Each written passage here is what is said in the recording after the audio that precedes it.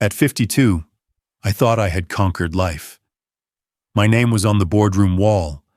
My bank account held more zeros than I could count. And Forbes had just called me one of tech's quiet kings. But one sentence from my wife shattered everything. Liam asked me if you even love him anymore. That morning, Emily had asked me to take Liam to the park, just an hour before my meeting. I looked her in the eyes and snapped, "This contract will pay for his college, and his kids' college." I thought I was building our future. I didn't realize I was tearing down our present. I closed the deal. I got the bonus. But I missed my son's laughter on the swings, the way he gripped his mom's hand before going down the slide, his pride after scoring his first goal. Then one day, he stopped asking if I was coming. I remember coming home early once. Emily and Liam were in the kitchen, laughing about something he did at school. I stood there like a guest in a home I built, but was no longer part of. In that moment, the silence around me was louder than any applause I had ever heard. But this story isn't just about regret. It's about what happens when you hit rock bottom, and whether there's still time to climb back. If you've ever chosen work over family, if you think success will wait for you to come home, stay with me. This might change how your story ends. My name is Mark Evans, and I'm 52 years old. If you saw me a year ago, you might have envied my life. Luxury car, 5-bedroom home in San Francisco, a corporate title that turned heads at conferences. But none of that started with silver spoons or handshakes in Ivy League halls. I was born in a town most people forget to name, Peoria, Illinois. My father left when I was 7, said he was going to find something better. Never came back.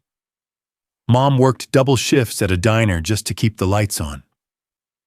There were nights I went to bed with a growling stomach, listening to her cry softly in the next room.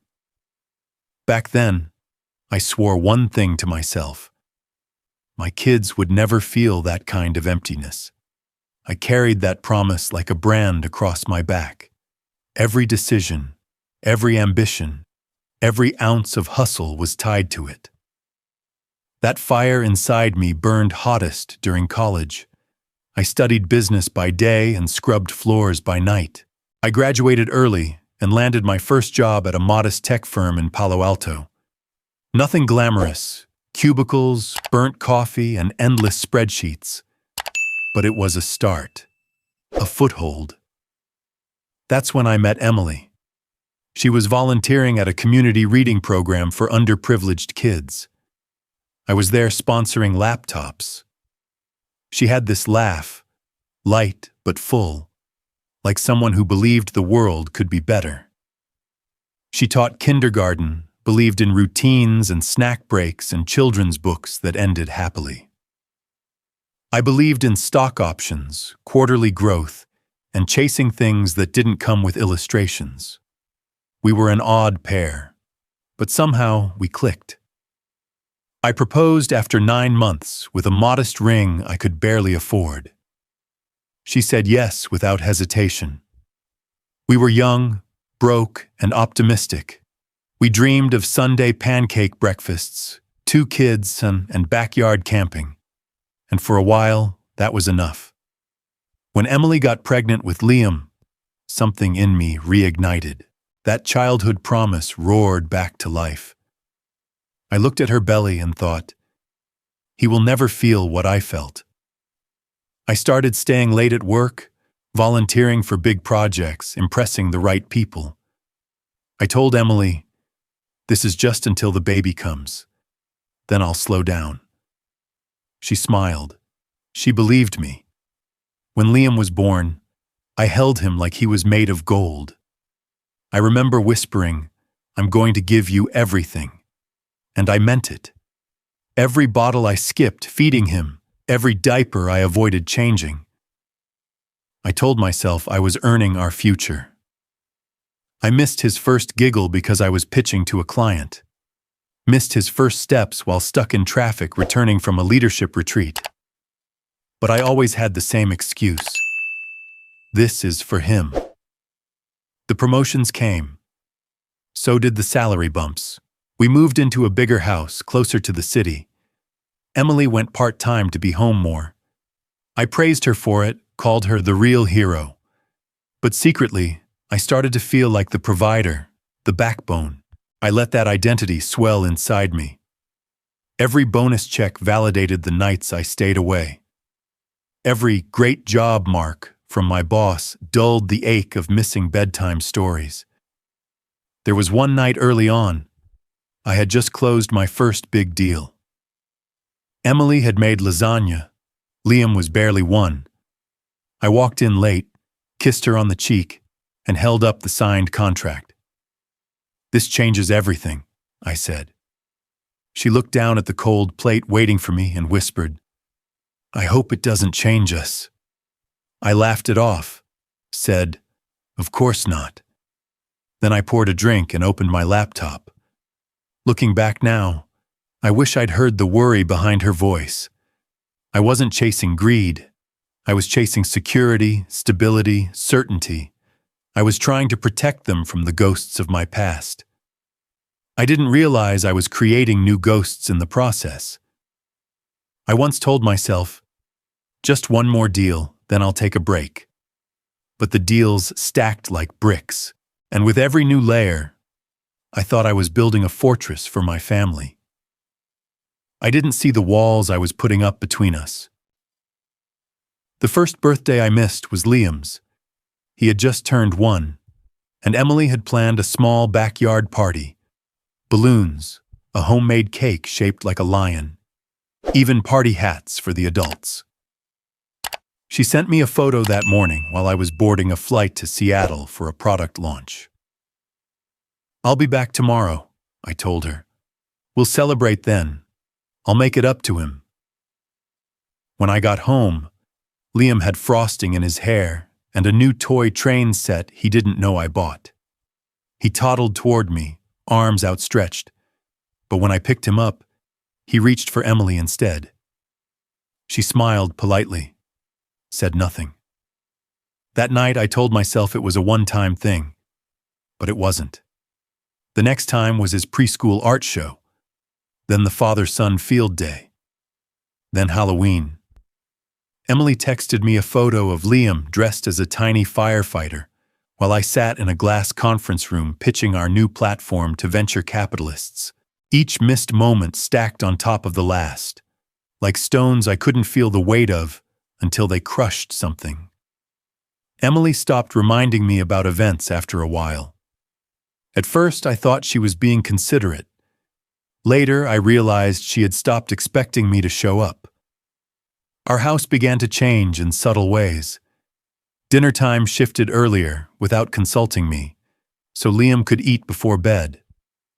When I came home late, leftovers sat cold in the fridge, labeled with sticky notes.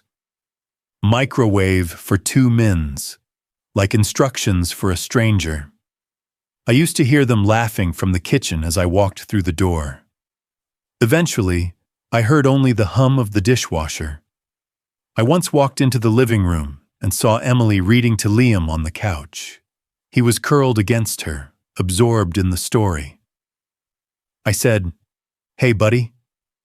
And he looked up, confused for a second, like it took him a moment to recognize me. That shook me more than I admitted. I tried to fix it with grand gestures, a new swing set in the backyard, tickets to the zoo, a surprise weekend getaway. But schedules never aligned. Liam had soccer. Emily had plans with friends. "We've already got a rhythm," she said once, gently. "Let's not disrupt it." It hit me that I was no longer part of their rhythm. I kept telling myself, just until the next promotion, the next quarter, the next deal. Quality time over quantity. I used that phrase so often it became a shield against guilt. Once I came home early, an attempt to surprise them. The house was quiet. I walked into Liam's room and found him building Lego towers by himself. I sat beside him and said, "Mind if I join?" He shrugged. "Mom said you were busy." "I made time today." He didn't look up. "It's okay. I'm used to building alone." It was such a small sentence, so matter-of-fact, but it landed like a punch to the ribs. Emily and I still talked, but mostly about logistics, bills, groceries, school forms. Her voice was softer now, not with affection, but fatigue. The warmth that used to light up our conversations had cooled to something professional. She never yelled, never accused, but her silences were louder than any argument. One night, after Liam had gone to bed, I asked her, "Are we okay?" She didn't answer right away. Then she said, "I think we're surviving." I laughed nervously. "That's just life, right? Busy season, it'll get better." She looked at me, tired eyes searching for something I no longer carried. "Mark," she said, "you keep saying it'll get better, but it's not getting better for me, or for Liam." I started to argue, to explain, but she shook her head. "I'm not asking you to quit your job. I'm asking if you still want to be part of this family." I told her I did, but I didn't slow down. Not then. Not yet. The IPO was finally within reach. After 15 years of climbing, pivoting, and hustling through late-night pitch decks and bloodshot coffee runs, our startup had broken through the noise. We were no longer just disrupting, we were dominating. The press loved us. Investors swarmed. I was the face on the panel at tech conferences, the quote in Wired, the guy other founders envied. It felt like everything I'd sacrificed had led here. The final stretch required 3 weeks in New York. Investor roadshows, legal briefings, endless strategy meetings. I promised Emily it was the last big push. "After this," I told her, "we'll have choices. I can breathe. Maybe even take a real vacation." She nodded, said, "Just come back to us." But something in her voice didn't quite match her words. I FaceTimed Liam from the hotel each night. Most of the time, he was already asleep. When he wasn't, his responses were clipped. One-word answers. Distracted. Once I asked if he missed me. He said, "Not really. Mom and I made spaghetti." I laughed it off, told myself he was just being a kid. When I got home, the house felt different, quiet, still, like no one had been waiting. Emily was in the guest room, no explanation, just, "It's more comfortable here now."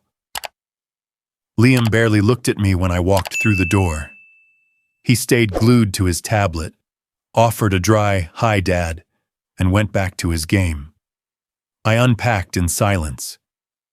That night, I sat alone in the kitchen with a celebratory bottle of champagne and 2 glasses.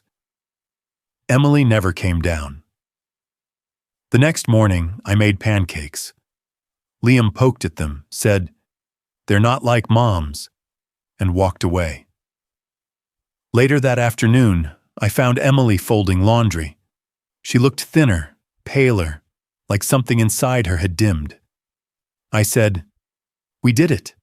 The board's greenlighting the IPO. We're going public, Em." She nodded slowly. "I figured. You weren't here when I needed you."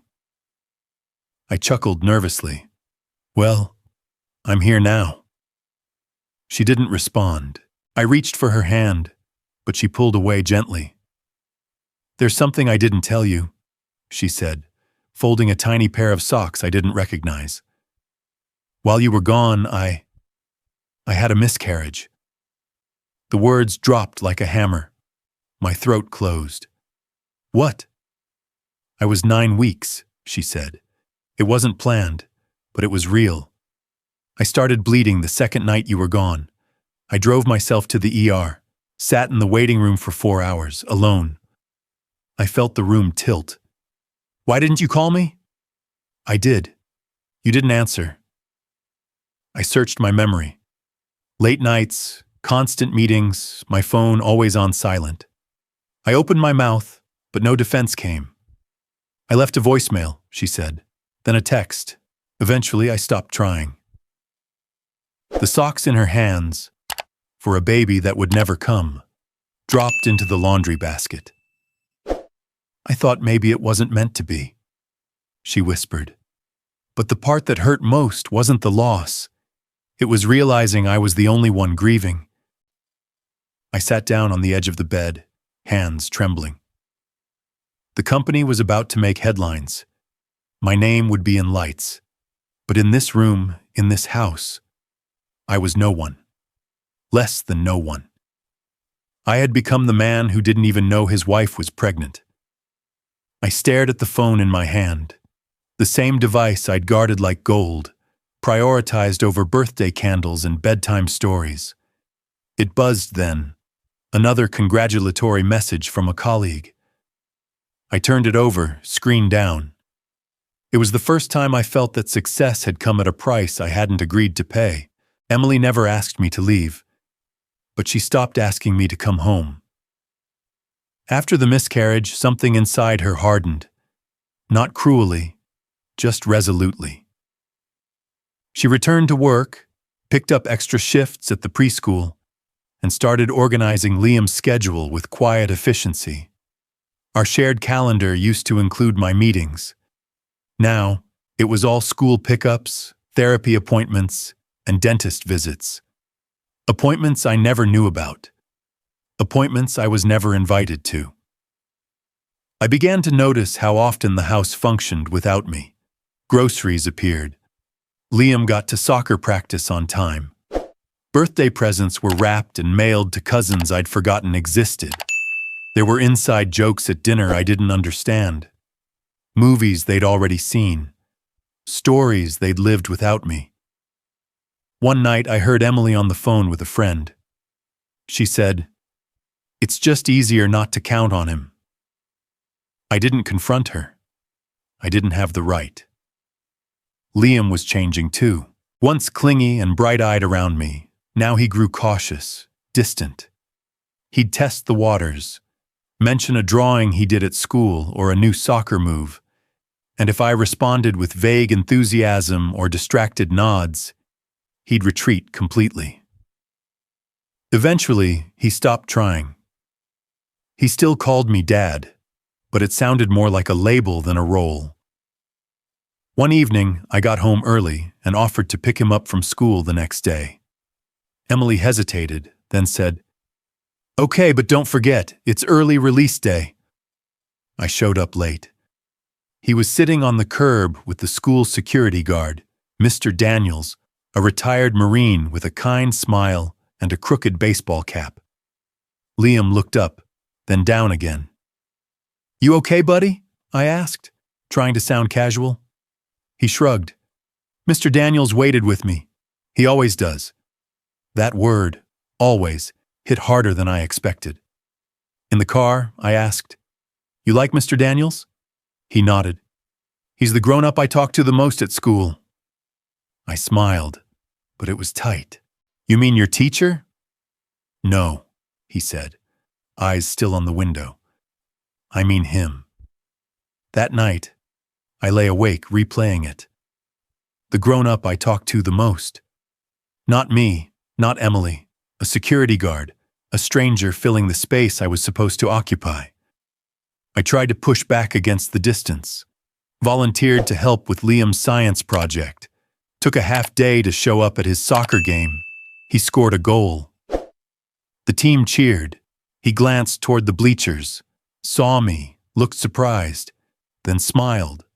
A small one, hesitant, like he wasn't sure if he was allowed to. It was the best moment I'd had in months. After the game, I offered to take him and Emily out for ice cream. He declined, said he was tired. Emily offered me a kind but firm smile. "We have a routine," she said. The next day, I was in my home office reviewing contracts when I noticed a stack of unopened mail on the floor.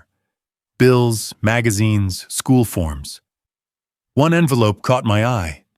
It had Liam's name in bold letters. It was from the emergency room. I froze. I opened it and read, "Pediatric ER visit, fall injury, observation required." No date, just a code and a hospital name. I went downstairs, letter in hand. Emily was folding laundry on the couch. "What is this?" I asked. She looked at it. Her face changed. "That was months ago," she said quietly. "Months? He went to the ER and I didn't know?" "You were in back-to-back meetings with the Series B investors. I called once. You didn't pick up. I didn't want to disrupt." "You didn't want to disrupt?" My voice was louder than I intended. "Emily, he fell. He went to the hospital. You didn't tell me." Her eyes didn't flinch. I was scared. Not just for him, for us. I was scared that if I told you, you'd resent me for interrupting something important. I sank onto the couch, the letter still trembling in my hand. "He cried for you in the ER," she said. "I told him you were busy helping people who needed you." I couldn't breathe, couldn't speak. My son had cried for me, and I wasn't just absent. I was unreachable. That night, I sat outside Liam's bedroom door, listening to the soft rhythm of his breathing, and wondered how many more moments I'd missed without knowing. Emily hadn't shut me out. I had faded out all on my own. Emily wasn't a dramatic woman. She didn't throw plates or threaten to leave. She didn't give ultimatums. That almost made it worse. Her quiet disappointment, the way her eyes stopped lighting up when I entered a room. One Saturday morning, as I scanned my email at the kitchen counter, she set a pamphlet next to my coffee. It read, "Couples Counseling, Rebuilding Communication." I stared at it for a beat too long. "I found a place near the school," she said. "They do evenings, Tuesdays or Thursdays." I sighed. "This week's packed. Next week too. Big audit prep. Can we table it for a bit?" She didn't argue. She just took the pamphlet back. "You've said that 4 times now," she murmured. "At some point we stop waiting." That week, Liam brought home a drawing of our family. It was 3 stick figures.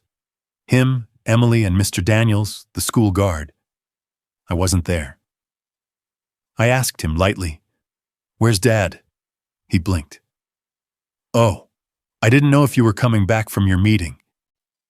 I laughed, but it cracked. "Buddy, I live here." He shrugged.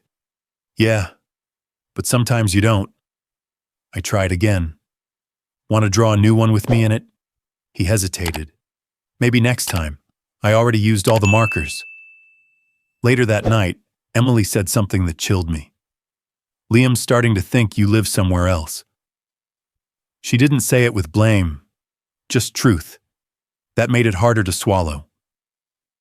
In early December, she asked if I wanted to help decorate the tree. I said I'd be home late. I got back around 10 p.m., loosened my tie, and found the living room glowing with soft lights, ornaments already hung, stockings labeled and straightened. There was a tiny handmade one with Liam's scribbled handwriting, "Mr. Daniels." I stood there, unsure what to say. I didn't want to ruin the moment. I didn't want to admit I'd already missed it. A few days later, I overheard Liam asking Emily a question in the hallway. "Will Dad be home for Christmas? Or should we just book him a hotel room?" He was serious. Emily didn't laugh. She knelt down and whispered, "Let's wait and see." They didn't know I was around the corner. I froze in place. A hotel room for his father. I couldn't stop hearing it. Later that night, I tried to explain. "I'll be here for Christmas," I told Emily. "I've blocked it out already." She looked at me, eyes tired but not angry. "Mark, it's not about the day. It's about every day before it." I opened my mouth, then closed it. There was no defense. A week before Christmas, she tried again. We could still do counseling, she offered. It's not too late. I want to, I said. But January's better. Let's get through the IPO first. After that, I'll have bandwidth. She looked down at her hands. We've been getting through something for years. What exactly are we waiting for? I hated myself in that moment. Hated how convincing I was, even when I was failing. She stopped mentioning counseling after that. Instead, she started making decisions without me. Parent-teacher conferences, dentist appointments, family holiday plans. She'd inform me, not invite me. I was becoming a ghost with a job title. Then came the school's winter assembly. Liam had a small speaking part, just a line or two. Emily gave me the date, the time, even laid out his sweater on the bed the night before. I promised I'd be there. But that morning, my assistant flagged a last-minute investor call. 10 minutes tops, she said. You'll still make it. It ran 47 minutes. By the time I pulled into the school parking lot, parents were streaming out. I found Emily standing near the entrance, arms crossed. Liam wasn't with her. Where is he? I asked. In the car, she said. He didn't want to see anyone else leave with their parents. I started to speak, but she cut me off. This was important to him. It wasn't about the part. It was about you. I got stuck, I said weakly. The call ran over. She nodded. They always do. I looked down at the crumpled program in her hand. My name wasn't listed, just hers. Later that night, I sat on Liam's bed. He was facing the wall. I'm sorry, I said. I really tried to get there. He didn't move. I'm proud of you. Still nothing. Then finally, his voice. Mr. Daniels came. He clapped really loud. I nodded. That's good. Silence. Then softly. Can he come next year too, just in case? Just in case. 3 words that felt like a sentence. A sentence for someone who had been offered warning after warning, and still didn't change. The silence in our house had evolved. It wasn't tense anymore. It was numb. Like everyone had grown used to the absence of something they'd once missed, but no longer expected to return. I was working from home more often by then. Not because anyone asked me to, but because I was starting to feel the shift. The IPO was in its final phase. My name was on every document, my face in every pitch, but at home I was fading into the walls. One evening, Emily asked if we could talk. I set down my laptop, hopeful. She didn't sit. I need to be clear, she said, her voice firm but low. If there is one more moment, one more missed game, one more phone call ignored, one more time you choose a meeting over your son, you won't need to wonder where we are. We won't be here. I swallowed hard. Emily, I'm trying. No, she interrupted. You're reacting. That's different. I'm telling you this so you can't say you didn't know. There won't be another conversation. This is it. Her eyes didn't flicker. She wasn't bluffing. I nodded. Okay.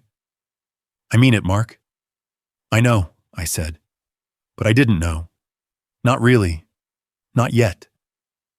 Later that night, I was digging through my inbox, trying to find a contract draft that had been buried under threads of negotiations and logistics. In the search bar, I typed Emily by habit, hoping to find an email she'd forwarded earlier that week. One unexpected result caught my eye. Subject, application submission confirmation from HR Department, Evergreen School District. To Emily Evans, I clicked. It was a confirmation email. She had applied for a teaching position in Oregon, a full-time role, relocation assistance included. There was no message, no note, no warning. She wasn't bluffing, she was preparing. I stared at the screen, the cursor blinking like a metronome counting down what little time I had left. I walked upstairs and stood outside our bedroom. The door was cracked. She was brushing her hair, humming quietly, the same tune she used to sing to Liam when he was a baby. I didn't go in. Instead, I lay on the couch downstairs, the email still open on my phone, the words glowing in the dark like a verdict. The next morning, I tried to act normal. Packed Liam's lunch. Asked if he wanted me to drop him off. He looked at Emily. She said, "It's okay, buddy. I'll take you." I watched them leave from the window. Liam didn't turn around. At work, I stared through meetings. I nodded, agreed, gave input, but none of it landed. The team was buzzing about launch day. The press release draft was almost ready. One of the investors congratulated me early. "Hell of a legacy, Mark." I forced a smile, but it felt hollow. That night, I asked Emily about the email. She didn't deny it. "I wasn't going to tell you until I had an offer," she said. "Oregon?" I asked. She nodded. "My sister's there. Liam likes it when we visit. The school's good. It's quiet." "What about me? You're not part of the plan right now." I felt the floor tilt under me. "Emily, I'm still here." "No, Mark," she said. "You're still around. That's not the same." The next few days blurred. I tried harder, came home early, put my phone on silent, watched Liam's soccer practice from the sidelines, even though he didn't look up once. I helped Emily cook dinner, cleaned the dishes, but the energy was gone. She wasn't waiting to see if I would change. She was observing to see if I meant it. One night, Liam and I were building Legos. I asked, "If we moved, would you be okay?" He paused. "Would you come too?" I hesitated. "Because if not," he said, "it's okay. I already know how to make new friends." He didn't say it with anger. He said it like someone who had stopped hoping. That night, I reread the email. Twice, then 3 more times. It wasn't just a job application. It was an escape route. And I was the reason she needed one. Liam's birthday landed on a Thursday that year. His 10th. Emily had started planning a small party 2 weeks in advance. Just family, a few classmates, pizza, and a homemade cake with chocolate frosting. Simple. Special. I had marked the day on my calendar, but I had also marked something else. The final IPO meeting with the board. The one that would lock in our valuation and set the offering date. It was, by every measure, the most important meeting of my career. 3 days before the party, Emily pulled me aside in the kitchen. "Mark, can you come home early that day?" she asked. "Just 30 minutes. He keeps asking if you'll be there before we cut the cake." I didn't answer right away. I looked at my phone, the endless thread of investor replies, the pinging Slack messages, the legal prep Zooms stacked like bricks. "I'll try," I said. "Not try," she replied gently.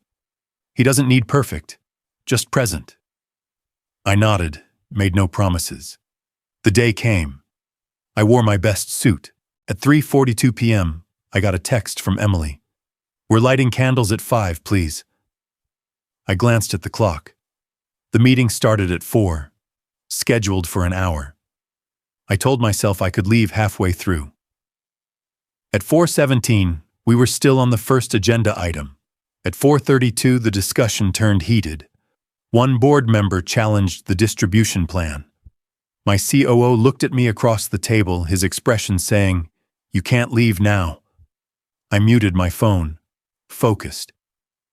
At 5:06, I glanced down and saw 3 missed calls from Emily. The 4th one buzzed in my hand.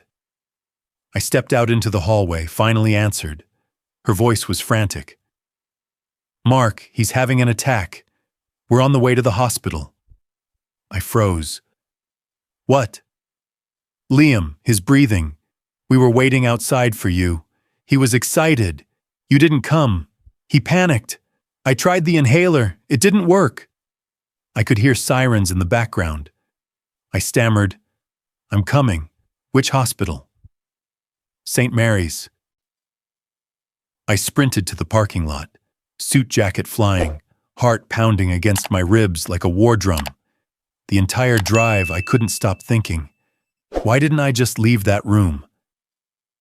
When I reached the ER, Emily was sitting in a plastic chair, pale and shaking. She looked up, her eyes red, said nothing. "Where is he?" I asked. She pointed down the hall. "They're stabilizing him, oxygen. He'll be okay." I sat beside her. Silence stretched. Then she said, "He was waiting at the window, watching for your car." My chest caved in. "I told him you'd come. He waited until the last minute to blow out the candles. When the wheezing started, he still said, 'Maybe Dad's just running late.'" I buried my face in my hands. "He thought it was his fault," she whispered, "that he did something wrong." I couldn't speak, couldn't breathe either. After an hour, the nurse led us into his room. He was asleep, a small mask over his face, IV in his arm. Machines beeped quietly, rhythmically. I sat beside the bed, reached for his hand. It felt smaller than I remembered. "I'm sorry, buddy," I whispered. "I should have been here." He didn't wake up. Emily stood in the doorway, arms folded, watching. "You didn't just miss his birthday," she said softly. "You broke something in him." I nodded, eyes fixed on the boy who had waited for me longer than he should have. That night, I didn't go home. I stayed in the hospital chair until morning. Because for the first time in 10 years, there was nowhere more important I needed to be. The morning after Liam's attack, I walked through our front door feeling like an intruder. The house smelled like birthday cake gone stale. Balloons sagged in the corners. A single party hat sat untouched on the dining table with my name written in Liam's handwriting. I picked it up and just stared. Emily came downstairs, hair still damp from the shower, her face bare and expressionless. "Do you want coffee?" she asked. "I'm fine," I said. She poured herself a cup, sat across from me in silence. Finally, she spoke. "You know, Mark, you can buy a lot of things. You can buy private hospitals, the best doctors, even a backup inhaler for every room in the house. But you can't buy back a child's memory. You can't purchase a moment once it's gone." I swallowed. "I know." "No, you don't," she said, eyes sharp now. "You think knowing the diagnosis is the same as living with the damage. It's not." I looked down at my hands. "I didn't know it would get that bad." "That's the problem," she said. "You don't know anything about us anymore." There was a pause. Then she added, "You're a stranger to your own family, Mark. And not because we pushed you out. You walked out, every day, over and over again." I nodded slowly. I didn't mean to. Intent doesn't matter anymore. Impact does. Her words weren't shouted. They were calm, surgical, devastating. A door creaked upstairs. We turned. Liam stood on the bottom step, still in his pajamas, hair a tangled mess. He looked like a kid trying to pretend he wasn't scared. "Hey, buddy," I said softly. He didn't respond. I crouched to his eye level. "How are you feeling?" He shrugged. "I was really worried about you." He shrugged again, then said, "Mom said you slept in the hospital chair." I did. "Why?" I blinked. "Because I wanted to be near you." He looked away. "That's new." His voice was thin, but it cut like glass. Emily stood. "I'll get him some breakfast." Liam walked past me, careful not to brush my shoulder. I followed him to the kitchen. He sat at the counter while Emily cracked eggs. "I missed your cake," I said. "It's still in the fridge," he replied. "Mom said we can eat it whenever." I smiled weakly. Maybe we can have some later? He didn't answer. Then, as Emily placed a plate in front of him, he looked up and said, "Mom, when was the last time Dad looked me in the eyes?" I froze. Emily turned toward him, her face unreadable. "I mean it," Liam said. "Like really looked at me. Not through a phone, not from the car, not while typing." He turned toward me. "Do you remember?" My throat tightened. "Of course I do." "When then?" I opened my mouth. Nothing came out. Liam picked up his fork and started eating without waiting for a reply. Emily sat down across from him and said, "It's okay, sweetheart. You don't have to make him remember." I stood there, watching my son eat scrambled eggs while I tried to locate a memory, any memory, where I had truly seen him. Not glanced, not nodded, seen, and I couldn't. I reached for the back of a chair, steadying myself. "I'm sorry," I whispered. Liam didn't look up. Emily met my eyes. "We're not asking for apologies anymore, Mark. We're asking for change, and we're running out of reasons to believe it's coming." The sound of the fork against the plate was the only reply. I didn't go into the office that Monday. I told my assistant I was sick, which wasn't entirely a lie. Something inside me had fractured, and no spreadsheet or strategy session could fix it. Instead, I sat in my home office, the room where I'd missed Liam's first words, first steps, first scraped knee. The awards on the wall felt like insults. The signed photo of our company's first product launch mocked me. I turned it all around, literally. One by one, I took down every plaque, every framed article, every souvenir from the conferences I used to brag about. I stacked them in a box and pushed it into the closet. I sat back at the desk. It was bare now, quiet, empty. Then I noticed the old family camcorder on the shelf above. I hadn't touched it in years. I powered it on, unsure what I was looking for. The battery was nearly dead, but the memory card still held dozens of files. I scrolled. Liam Park, 2015, Easter egg hunt, backyard camp out. I clicked play. The screen flickered to life, shaky footage from Emily's hand. Liam, about 4 years old, running across a park lawn, laughing. His cheeks were flushed. Emily's voice behind the camera, cheering him on. "Go, go, go! You almost got it!" He dove toward a soccer ball, tumbled, popped back up, arms raised in victory. "Did you see that, Mom?" he shouted.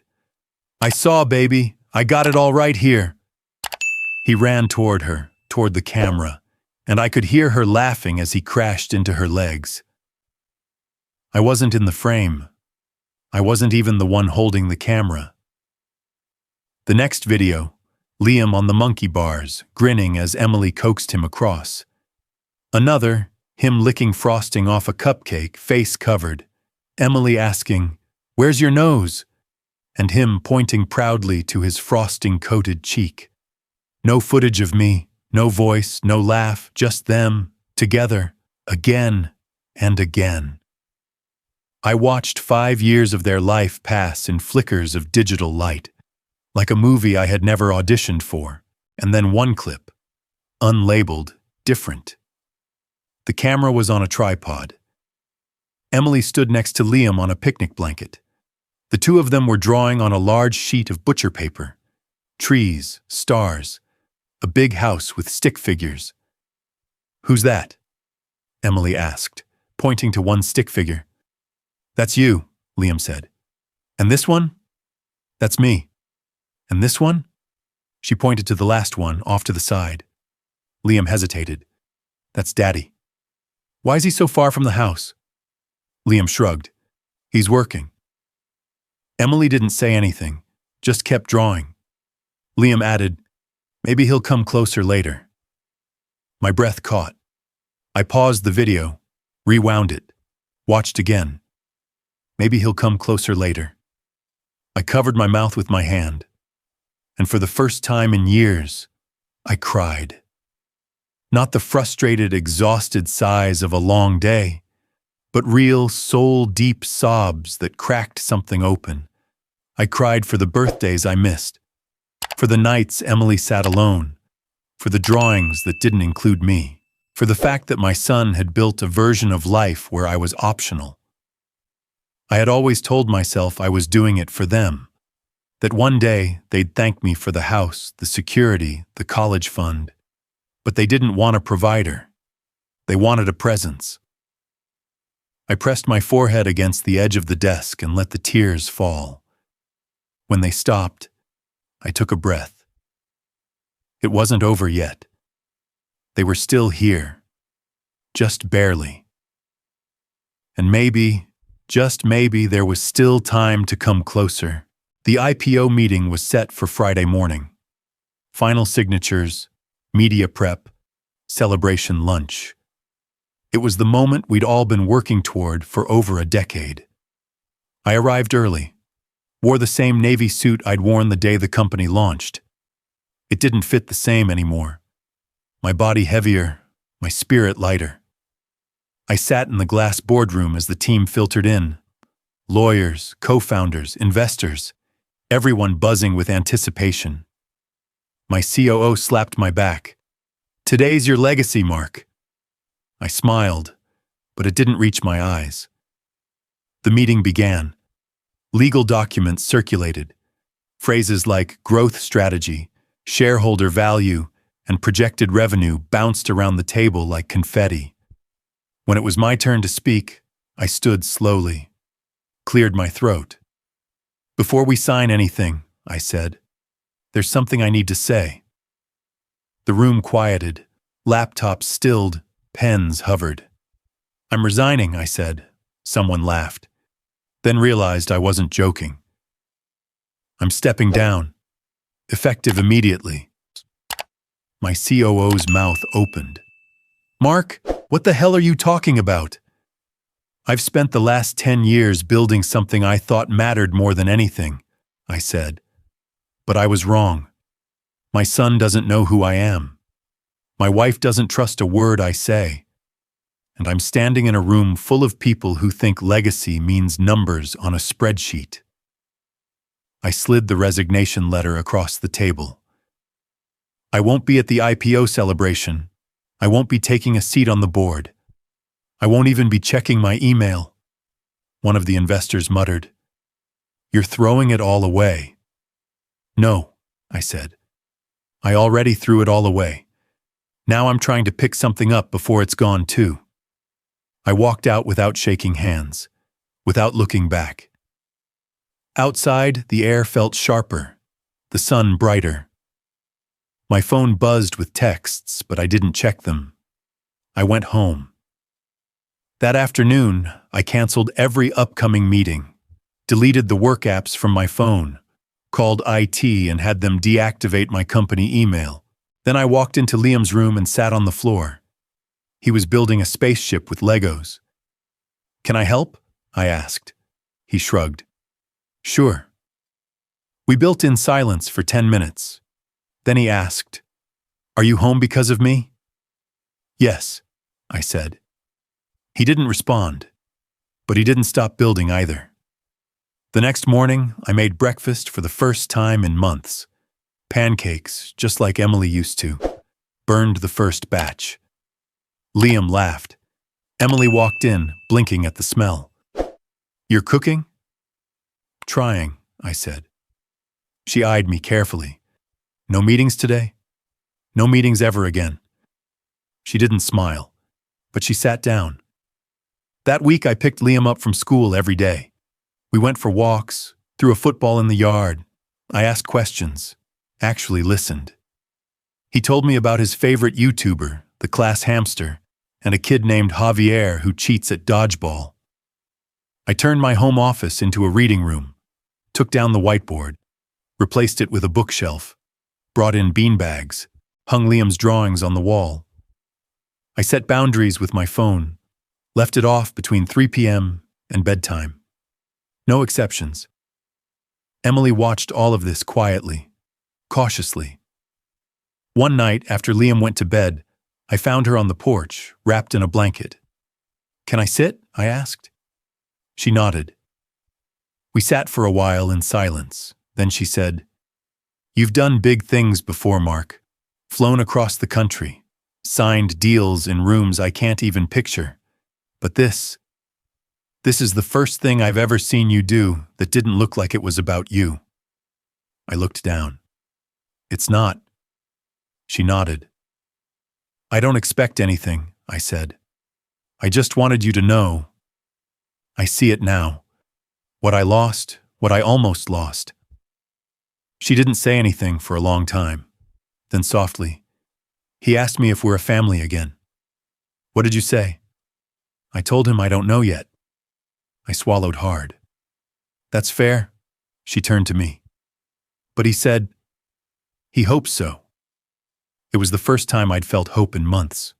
Real hope. The kind that doesn't come with applause. Only quiet beginnings. The change was real. But trust, once broken, isn't rebuilt with gestures. It's rebuilt with time. And time, I was learning, had a long memory. Emily kept her distance. Not cold, just careful.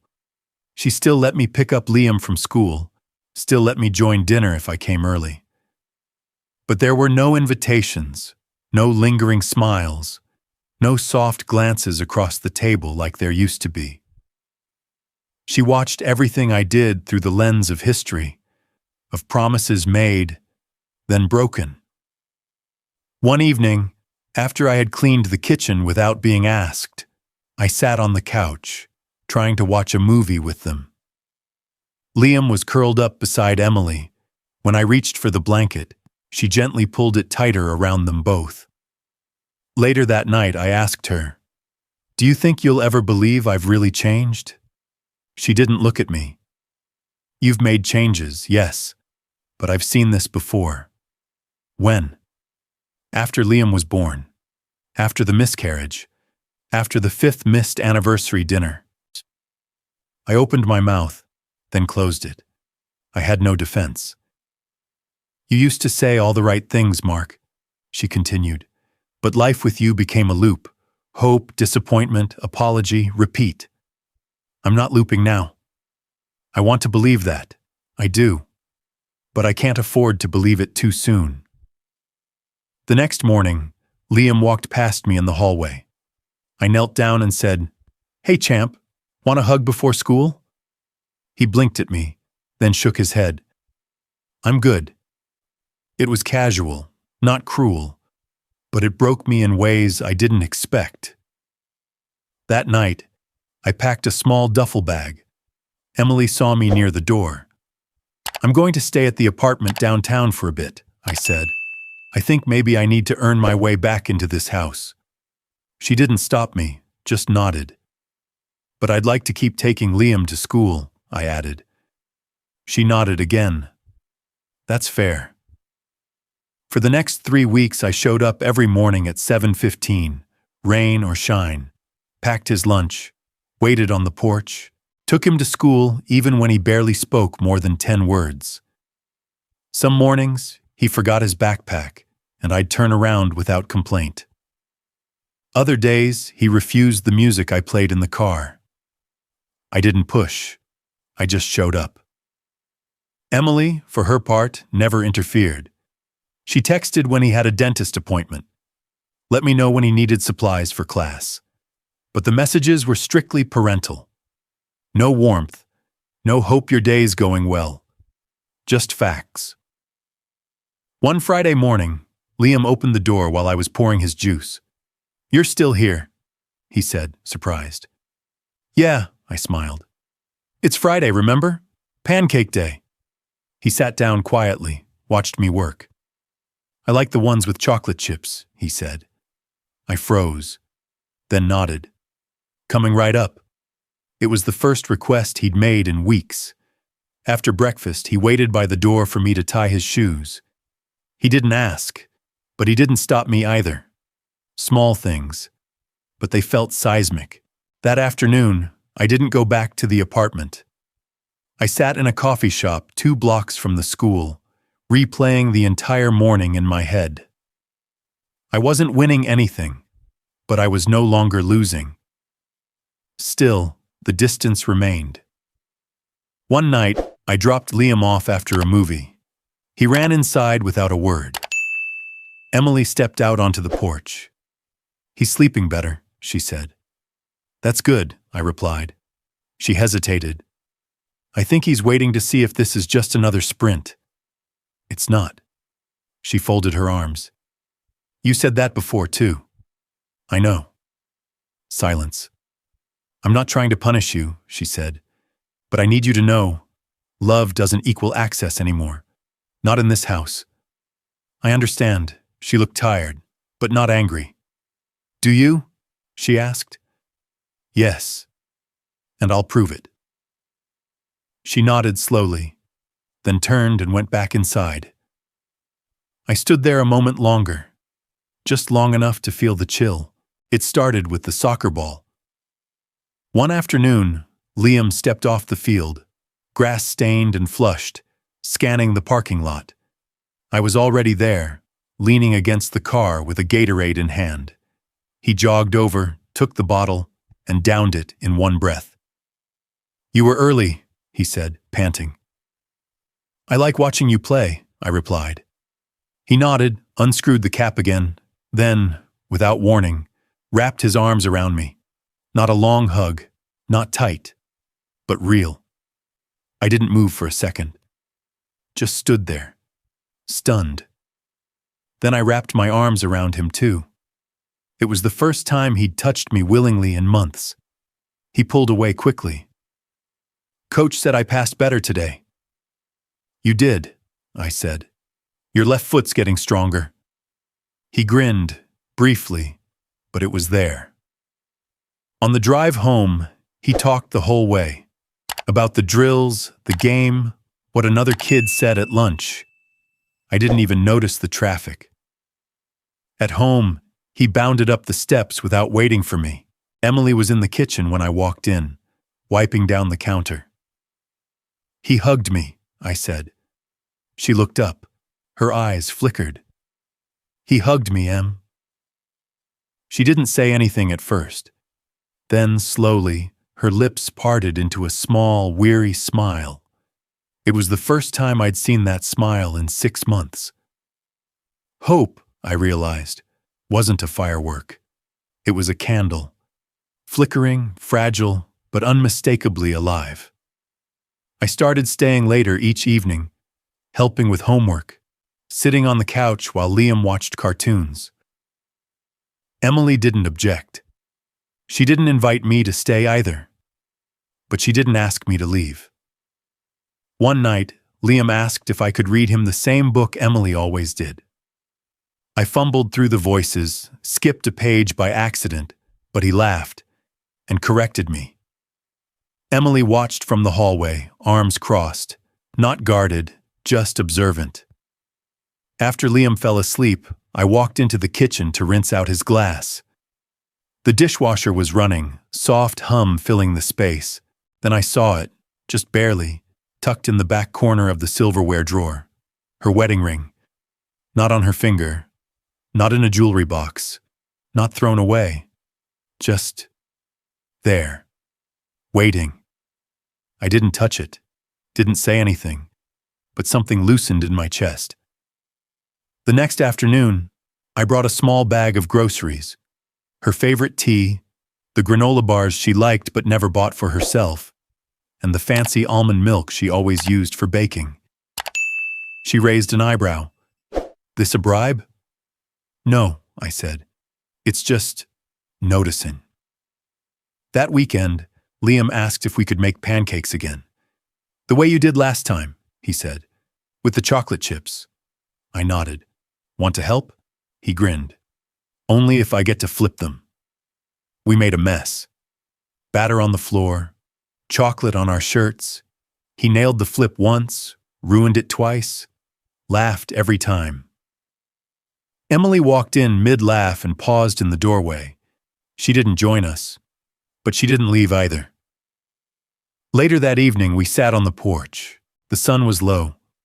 Liam was inside watching TV. I handed her a cup of tea. She took it, sipped. "I still haven't put the ring back on," she said. "I noticed," I replied quietly. "I'm not punishing you. I know. I'm just not ready." "I'm not asking you to be," I said. "I'm just showing up, as long as it takes." She looked at me for a long time. Not with hurt, not even with hope, with curiosity. Like she was trying to see if the man she once loved was still buried somewhere beneath the suit. The silence. The years of neglect. I didn't say anything else. Some things I'd learned weren't earned through words. Only presence. Only time. It happened on a Wednesday morning. I was making Liam's lunch, slicing apples the way he liked. No peel, thin wedges. When Emily walked into the kitchen, still in her robe. She poured her coffee, leaned against the counter, and watched me in silence. Then she said it. "I think we're ready." I looked up. "Ready?" She nodded. "To come home. All of us." For a moment, I couldn't speak. The words hung in the air, light and impossible. I set down the knife, wiped my hands, then stepped closer. "I don't want to just live under the same roof," I said. "I want to live in the same life." Her smile was cautious, but it was real. "Then let's start there."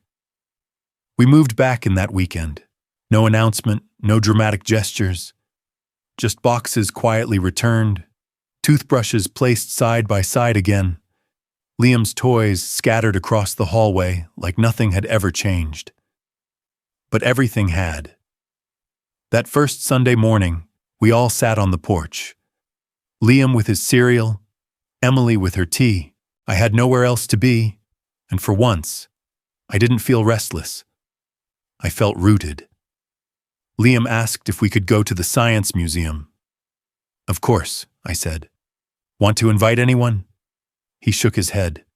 "Just us, like a real family."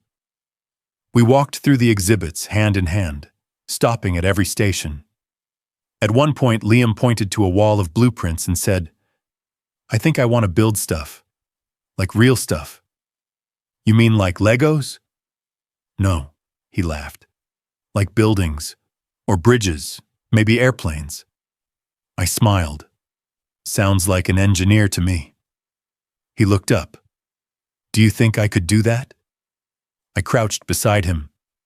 "I think you can do anything, and I'll be here to help you figure it out."